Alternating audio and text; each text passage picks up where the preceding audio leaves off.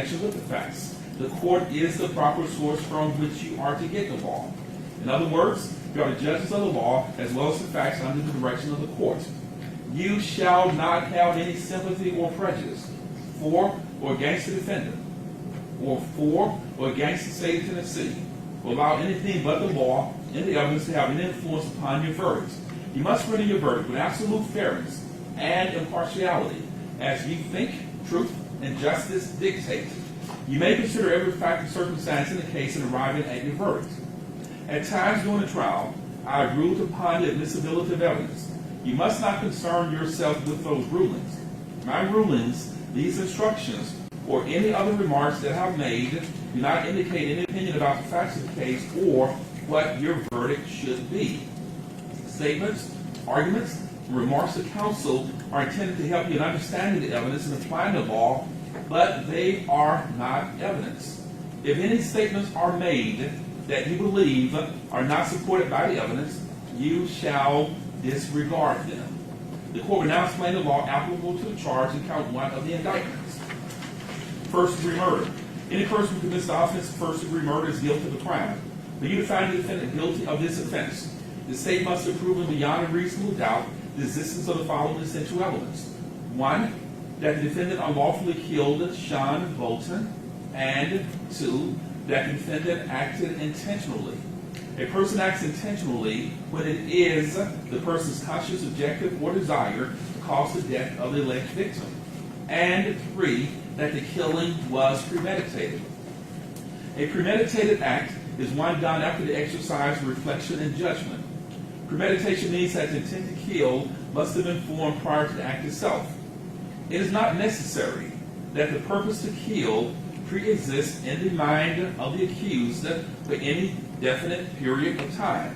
The mental state of the accused at the time he allegedly decided to kill must be carefully considered in order to determine whether the accused was sufficiently free from incitement and passion as to be capable of premeditation. If the desire to kill was formed with premeditation, it is immaterial that the accused may have been in a state of passion or excitement when the design was carried into effect. Furthermore, premeditation can be found if the decision to kill is first formed during the heat of passion, but the accused commit the act after the passion has subsided. If you find from the proof beyond a reasonable doubt that the defendant is guilty of first-degree murder, then it shall be your duty, after separate sentencing hearing, to determine whether the defendant will be sentenced to death, life imprisonment without the possibility of parole, or life in prison. You would not consider punishment for this offense at this time. Second-degree murder. Any person who commits the offense of second-degree murder is guilty of a crime. For you to find the defendant guilty of this offense, the state must have proven beyond a reasonable doubt the existence of the following essential elements. 1, that the defendant unlawfully killed Sean Bolton, and 2, that the defendant acted knowingly. Knowingly means that a person acts with an awareness that his conduct is reasonably certain to cause the death of the alleged victim. The requirement of knowingly is also established if it is shown that the defendant acted intentionally. Intentionally has to be defined in these instructions. The distinction between second-degree murder and voluntary manslaughter is that voluntary manslaughter requires that the killing result from a state of passion produced by adequate provocation from the alleged victim sufficient to lead a reasonable person to act in an irrational manner. Voluntary manslaughter. Any person who commits the offense of voluntary manslaughter is guilty of a crime. For you to find the defendant guilty of this offense, the state must have proven beyond a reasonable doubt the existence of the following essential elements. 1, that the defendant unlawfully killed Sean Bolton, and 2, that the defendant acted intentionally or knowingly, and 3, that the killing resulted from a state of passion produced by adequate provocation from the alleged victim sufficient to lead a reasonable person to act in an irrational manner.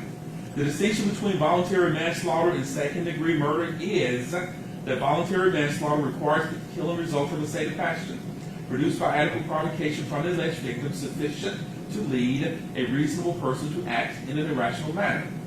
The requirement of knowingly is also established if it is shown that the defendant acted intentionally. The definitions for intentionally and knowingly have been provided in these instructions. Reckless homicide. Any person who commits the offense of reckless homicide is guilty of the crime. For you to find the defendant guilty of this offense, the state must have proven beyond a reasonable doubt the existence of the following essential elements. 1, that the defendant killed John Bolton, and 2, that the defendant acted recklessly. Recklessly means that a person acts recklessly when a person is aware of but consciously disregards a substantial and unjustifiable risk that the alleged victim will be killed. The risk must be of such a nature and degree that its disregard constitutes a gross deviation from the standard of care that an ordinary person would exercise under all the circumstances as viewed from the accused person's standpoint. The requirement of recklessly is also established if it is shown that the defendant acted intentionally or knowingly. The definitions for intentionally and knowingly have been provided in these instructions. Criminally negligent homicide. Any person who commits the offense of criminally negligent homicide is guilty of a crime. For you to find the defendant guilty of this offense, the state must have proven beyond a reasonable doubt the existence of the following essential elements. 1, that the defendant's conduct resulted in the death of Sean Bolton, and 2, that the defendant acted with criminal negligence. Criminal negligence means that a person acts with criminal negligence when a person ought to be aware of a substantial and unjustifiable risk that the alleged victim will be killed. The risk must be of such a nature and degree that the failure to perceive it constitutes a gross deviation from the standard of care that an ordinary person would exercise under all the circumstances as viewed from the accused person's standpoint. The requirement of criminal negligence is also established if it is shown that the defendant acted intentionally, knowingly, or recklessly. The definitions for intentionally, knowingly, and recklessly have been provided in these instructions. The court will now explain the law applicable to the charge in count 2 of the indictment. Carjacking. Any person who commits the offense of carjacking is guilty of a crime. For you to find the defendant guilty of this offense, the state must have proven beyond a reasonable doubt the existence of the following essential elements. 1, that the defendant took a motor vehicle from the possession of Desiree Ivory by force or intimidation, and 2, that the defendant acted intentionally, either intentionally or knowingly. From the possession of another means that the person from whom the motor vehicle was taken was in, on, or adjacent to the motor vehicle at the time of the taking, or was in such physical proximity to the motor vehicle at the time of the taking that he or she could have immediately come in, on, or adjacent to the motor vehicle, but for the defendant's action in accosting a person and or taking a motor vehicle. Intimidation means unlawful coercion, duress, putting in fear. Coercion means a threat, however communicated, to commit any offense or to wrongfully accuse any person of any offense. Intentionally, for the definition of carjacking, means that a person acts intentionally with respect to the nature of the conduct or to a result of the conduct when it is the person's conscious objective or desire to engage in the conduct or cause the result. Knowingly, for the definition of carjacking, means that a person acts knowingly with respect to the conduct or to circumstances surrounding the conduct when a person is aware of the nature of the conduct or that the circumstances exist. A person acts knowingly with respect to the result of the person's conduct when the person is aware that the conduct is reasonably certain to cause the result. Unauthorized use of an automobile. Any person who commits the offense of unauthorized use of an automobile is guilty of a crime. For you to find the defendant guilty of this offense, the state must have proven beyond a reasonable doubt the existence of the following essential elements. 1, that the defendant took Desiree Ivory's automobile, and 2, that the taking was without the consent of the owner, and 3, that the defendant did not have the intent to deprive the owner thereof, and 4, that the defendant acted intentionally, knowingly, or recklessly. Recklessly, for the definition of this offense, means that a person acts recklessly with respect to the circumstances surrounding the conduct or the result of the conduct when the person is aware of but consciously disregards a substantial and unjustifiable risk that the circumstances exist or that the result will occur. The risk must be of such a nature and degree that its disregard constitutes a gross deviation from the standard of care that an ordinary person would exercise under all the circumstances as viewed from the accused person's standpoint. Deprive means to withhold property from the owner permanently or for such a period of time as to substantially diminish the value or enjoyment of the property to the owner. Owner means a person other than the defendant who has possession of or any interest in property without whose consent the defendant has no authority to exert control over property. The definitions for the terms intentionally and knowingly have been provided in these instructions. The court will now explain the law applicable to the charge in count 3 of the indictment. Employing a firearm during the commission of a dangerous felony offense. Any person who employs a firearm during the commission of or attempts to commit a dangerous felony offense is guilty of a crime. For you to find the defendant guilty of this offense, the state must have proven beyond a reasonable doubt the existence of the following essential elements. 1, that the defendant employed a firearm, and 2, that the employment was during the commission of or attempt to commit carjacking, and 3, that the defendant acted intentionally, knowingly, or recklessly. The court instructs you that carjacking is a dangerous felony offense under Tennessee law. The essential elements necessary to constitute carjacking have been defined in count 2 of these instructions. Firearm means any weapon designed, made, or adapted to expel a projectile by the action of any explosive or any device readily convertible to that use. Employ means to make use of. The definitions for intentionally, knowingly, and recklessly have been provided in count 2 of these instructions. The requirement of recklessly is also established if it is shown that the defendant acted intentionally or knowingly. Possession of a firearm during the commission of a dangerous felony offense. Any person who possesses a firearm during the commission of or attempts to commit a dangerous felony offense is guilty of a crime. For you to find the defendant guilty of this offense, the state must have proven beyond a reasonable doubt the existence of the following essential elements. 1, that the defendant possessed a firearm, and 2, that possession was during the commission of or attempt to commit carjacking, and 3, that the defendant acted intentionally. The court instructs you that carjacking is a dangerous felony offense under Tennessee law. The essential elements necessary to constitute carjacking have been defined in count 2 of these instructions. Possession may be actual or constructive. A person who knowingly had direct physical control over an object at a given time is then in actual possession of it. A person who, although not in actual possession, knowingly had both the power and intention at any given time to exercise dominion and control over an object is then in constructive possession of it. Possession may also be sole or joint. If a person has actual or constructive possession of a thing, possession is sole. If 2 or more persons have actual or constructive possession of a thing, then the possession is joint. The definitions for firearm intentionally have been provided in the instructions for unlawful employment of a firearm. The court will now explain the law applicable to the charge in count 4 of the indictment. Unlawful possession of a firearm by a convicted felon. Any person having been convicted of one of certain specified felonies who possesses a firearm is guilty of a crime. For you to find the defendant guilty of this offense, the state must have proven beyond a reasonable doubt the existence of the following essential elements.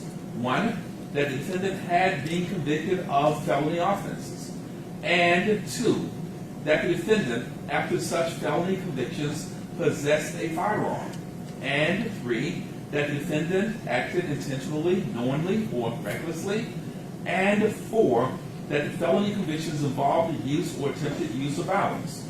Handgun means any firearm with a barrel length of less than 12 inches that is designed, made, or adapted to be fired with one hand.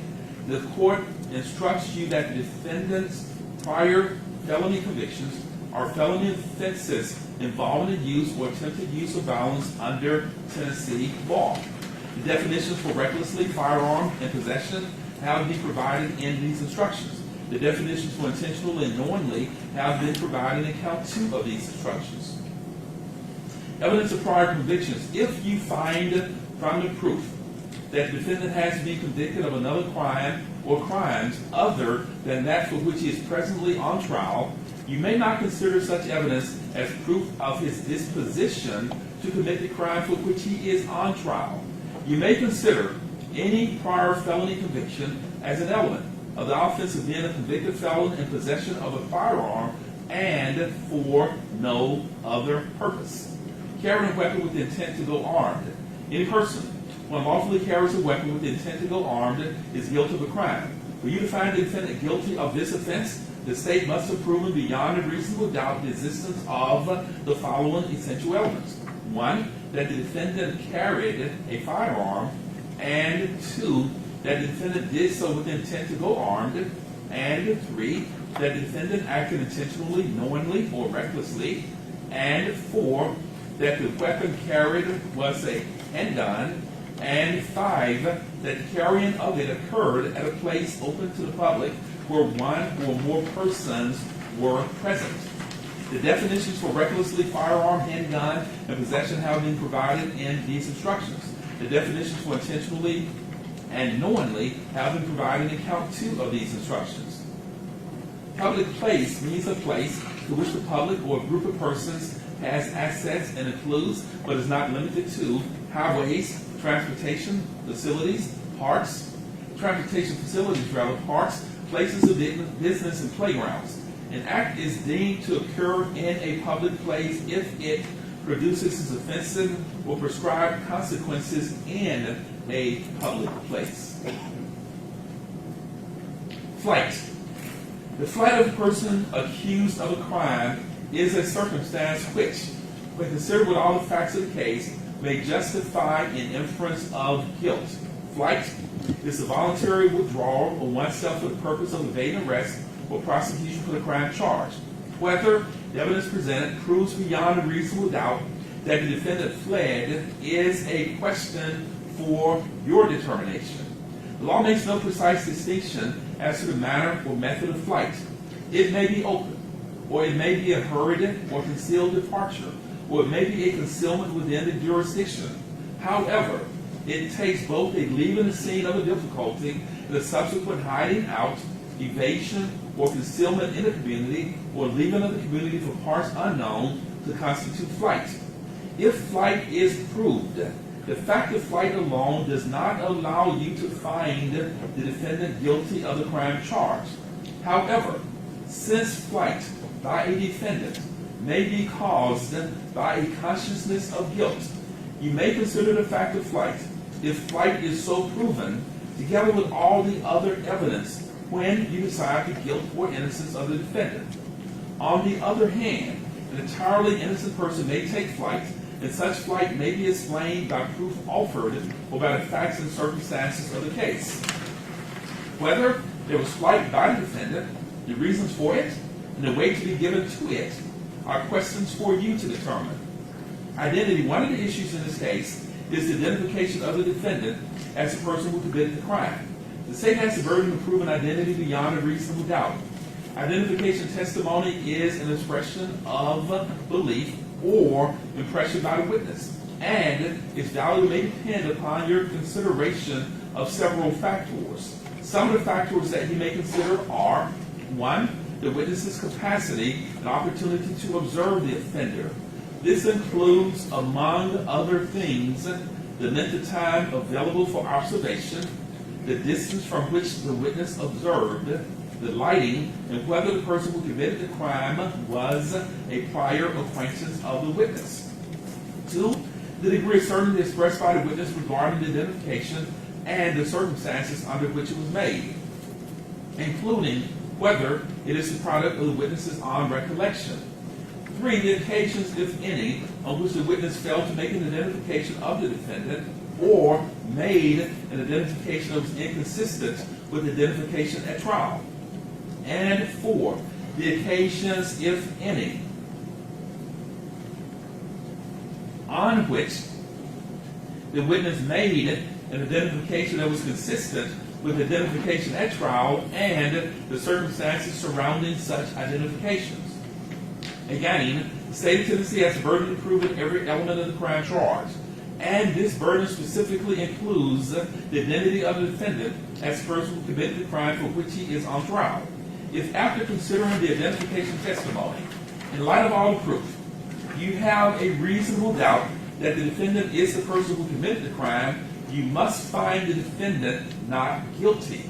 The court further charges you that if you're satisfied from the whole proof in the case, beyond a reasonable doubt, that the defendant, Tremaine Wilbourn, committed the crimes charged against him, you're satisfied beyond a reasonable doubt that he's been identified as the person who committed the crimes charged, then it would be your duty to convict him.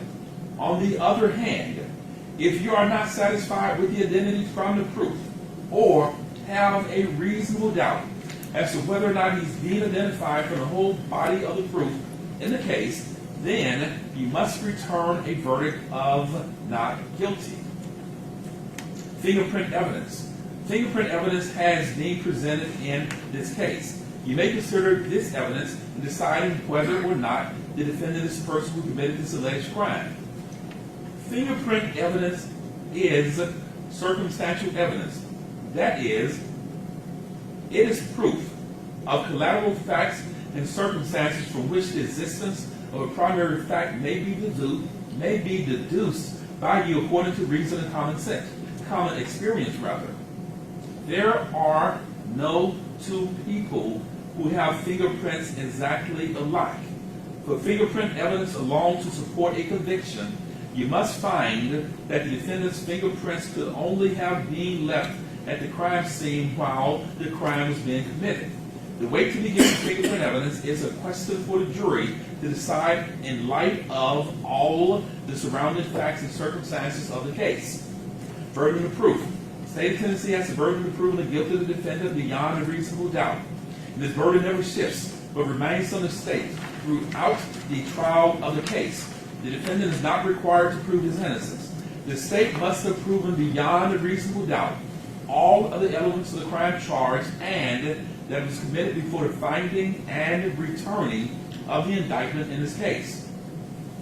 Presumption of innocence. Law presumes that the defendant is innocent of the charges against him. This presumption remains with the defendant throughout every stage of the trial, and it is not overcome unless, from all the evidence in the case, you are convinced beyond a reasonable doubt that the defendant is guilty.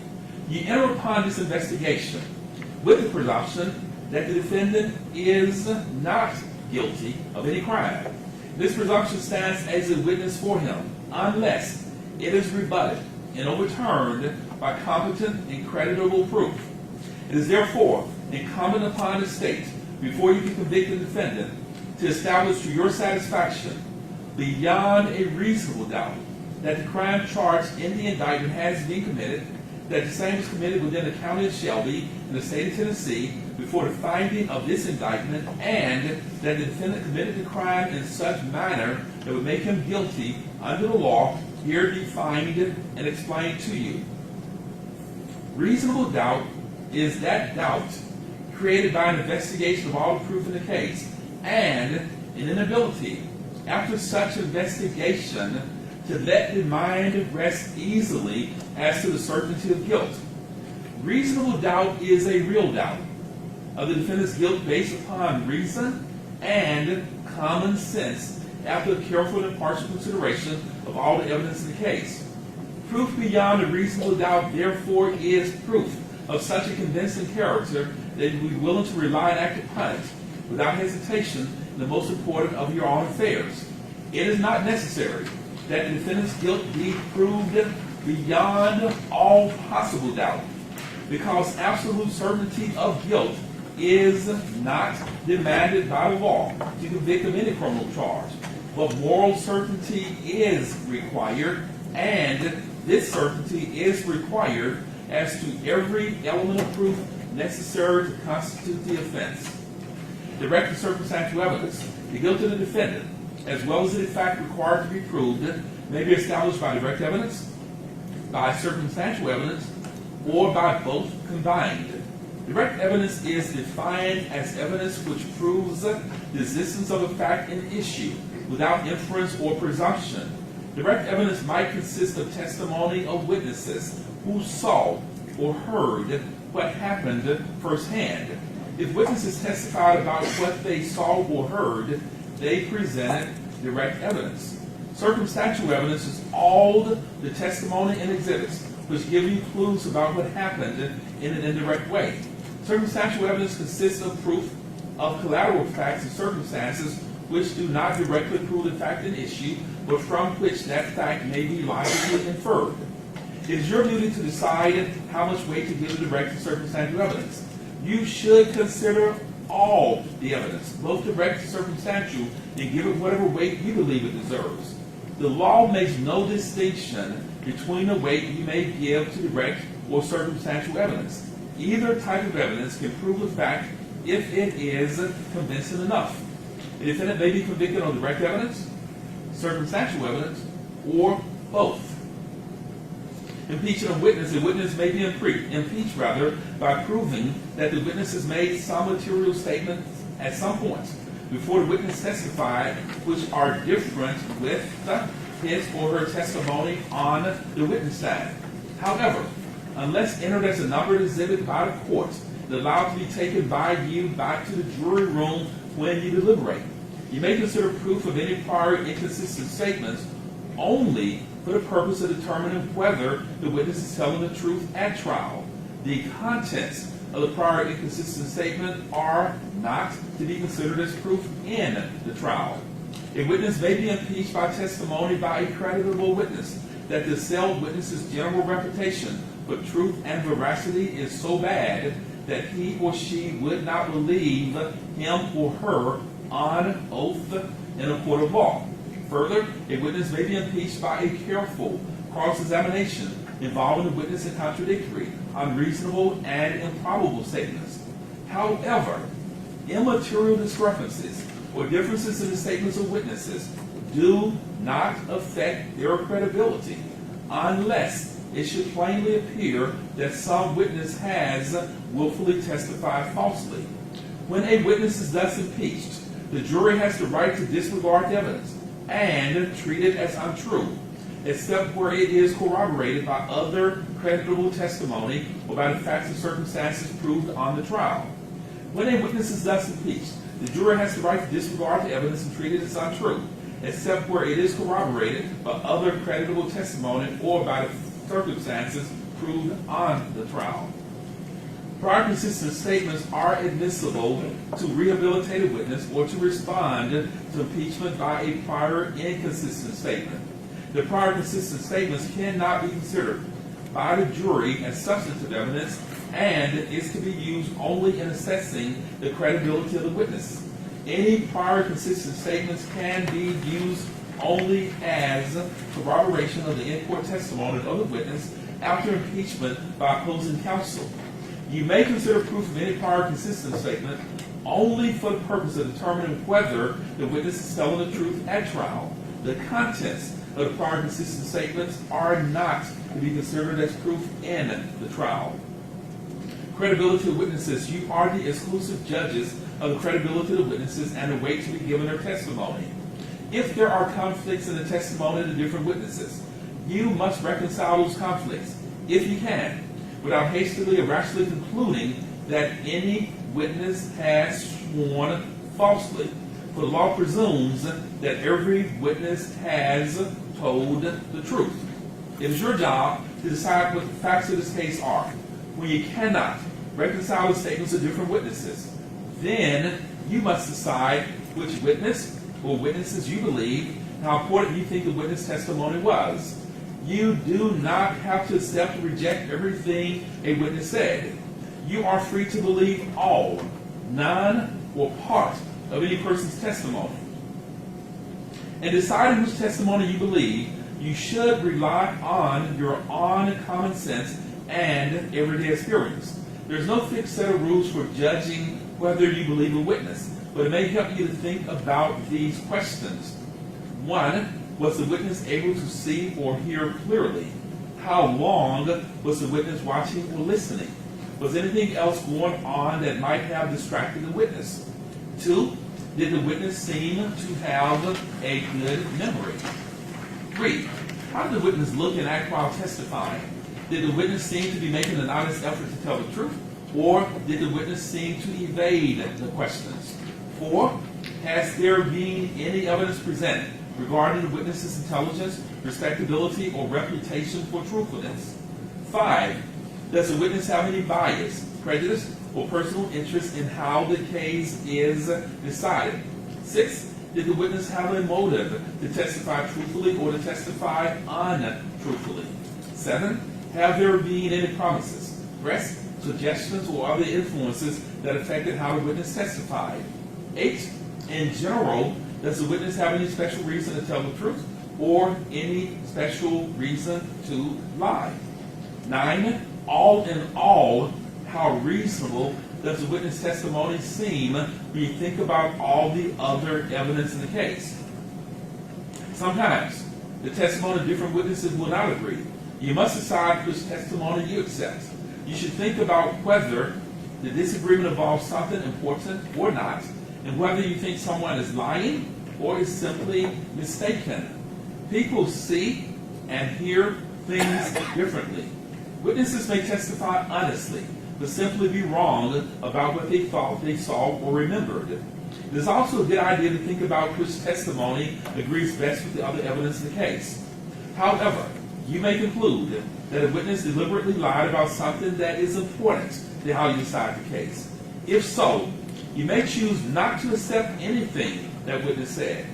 On the other hand, if you think the witness lied about some things but told the truth about others, you may simply accept the part you think is true and ignore the rest. The defendant has not taken the stand to testify as a witness, and you shall place no significance on this fact. The defendant is presumed innocent. The burden is on the state to prove his guilt beyond a reasonable doubt. He is not required to take the stand in his own behalf, and his election not to testify cannot be considered for any purpose against him, nor can any inference be drawn from such fact. Prior statement of the defendant, the court instructs the jury that if an oral or written statement given by the defendant has been proven in this case, you may take it into consideration with all the other facts and circumstances proven in the case. In considering the statement, it is for the jury to determine what weight you will give the statement. You may believe any part of the statement or disbelieve any part of it. You may believe the whole statement or disbelieve it in its entirety. Expert witnesses. During the trial, you heard the expert testimony of Wilton Cleveland, who was described as an expert in the field of cell phone forensics. You also heard the expert testimony of Nathan Gathright, who was described as an expert in the field of latent print examinations. You also heard the expert testimony of Tennessee Bureau of Investigation Special Agent Forensic Scientist Donna Nelson, who was described as an expert in the field of forensic biology. You also heard the expert testimony of Dr. Marco Ross, who was described as an expert in the field of forensic pathology. You also heard the expert testimony of Tennessee Bureau of Investigation Special Agent Forensic Scientist Servinia Braswell, who was described as an expert in the field of firearms identification.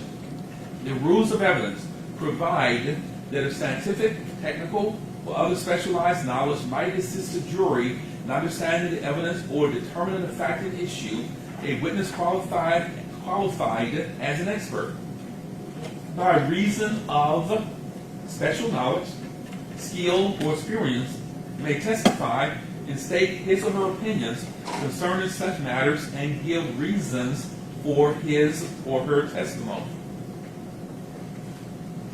In giving their opinions, Mr. Cleveland, Mr. Gatright, Special Agent Nelson, Dr. Ross, and Special Agent Braswell testified that they took into consideration certain statements made by other persons.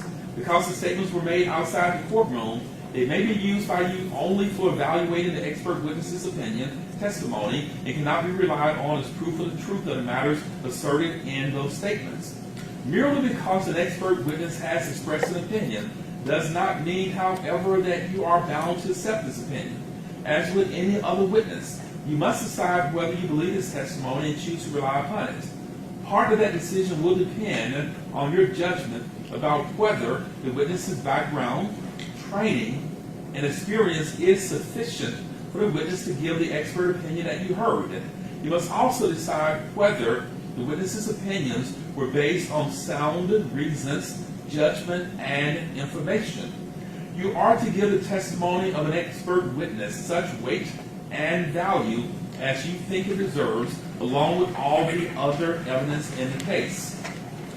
Stipulations. A stipulation is an agreement. The parties have stipulated that certain matters of fact are true. They are bound by this agreement. And in your consideration of the evidence, you are to treat these facts as proved. You are to regard the stipulated evidence as if any other witness had given it in open court. Jury notes. Members of the jury, the court charges you that if any of you have been taking notes in this case, your notes are for your individual use only. You shall not use your notes directly or indirectly, explicitly or implicitly, to persuade other jurors as to the accuracy of your notes. Your notes cannot be shown to others, compared, or referred to in any way as authority. Your notes can be used privately only as an aid to your individual memory. No outside communications during your deliberations.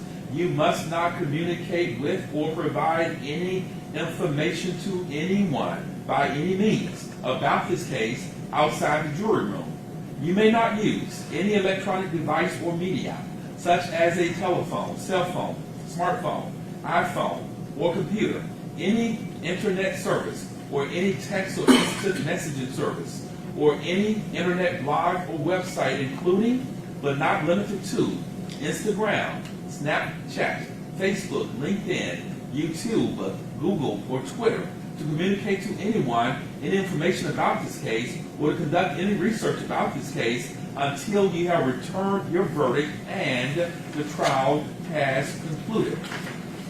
Unanimous verdict. Any verdict you reach in a jury room, whether guilty or not guilty, must be unanimous. The deliberations will be secret. You will never have to explain your verdict to anyone. The verdict must represent the considered judgment of each juror. In order to return a verdict, it is necessary that each juror agree thereto. Your verdict must be unanimous. It is your duty as jurors to discuss the case with one another and to deliberate with a view to reaching an agreement, if you can do so, without violence to individual judgment. Each of you must decide the case for yourself, but only after a full consideration of the evidence with the other members of the jury. In the course of your deliberations, do not hesitate to re-examine your personal views and change your opinion if convinced it is erroneous. However, do not surrender your honest conviction as to the weight or effect of evidence solely because of the opinion of your fellow jurors or for the mere purpose of returning a verdict. Ladies and gentlemen, the jury, I have instructed you on the law applicable in this case, and again, I'm required to give you all the law that can possibly apply. So when you read the law, it's not just coffee saying this is what I think, but I'm required to give you all the law that can possibly apply. We're going to stop at this point. The last 7 pages of these instructions relate to the verdicts that you can reach and how you go about recording that verdict. At this point, we're going to stop. Your lunch should be here. It is here. We'll take a recess for lunch, and after the lunch break, you hear from the lawyers. Because the state of Tennessee has the burden of proving the case to you, beyond a reasonable doubt, you will hear an argument from the state. If Mr. Mangula, Ms. Paxley, Ms. Hall chooses to present an argument, give her a rebuttal argument for the state. So you can hear probably in this case 3 different arguments. The law says have to give lawyers adequate but not excessive time to argue their cases. I can't put time limits on the lawyers' cases unless they begin to become redundant, but otherwise I have to give them adequate time to argue those cases. So we'll take a lunch break now. You've heard all the proof. You've heard all the law that could possibly apply in this case. You still cannot discuss the case with anyone. You still cannot discuss the case amongst yourselves until you heard the lawyers' arguments. Now I've given you those concluding jury instructions. But once the 12 members are retired to consider this case, that's the only time you can actually start properly discussing the case. We'll ask you to follow Deputy Smith. We'll see you back in court at 2:15. We've got an hour and a half for lunch. Make sure the lawyers can prepare and kind of finish their arguments. We'll also give you a chance to go outside and get some fresh, brisk air. We'll see you back in court at 2:15. Thank you.